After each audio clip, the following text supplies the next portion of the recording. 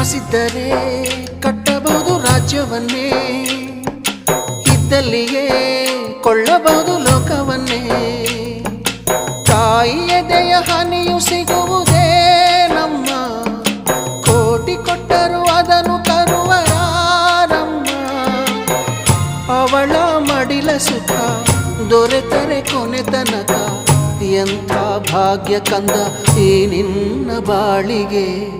ಹೆತ್ತವಳು ಯಾರಮ್ಮ, ಹೊತ್ತವಳು ಯಾರಮ್ಮ, ಅವಳಿದೆ ಅಮೃತದೇ ಉತ್ತರವೂ ಇದೆಯಮ್ಮ.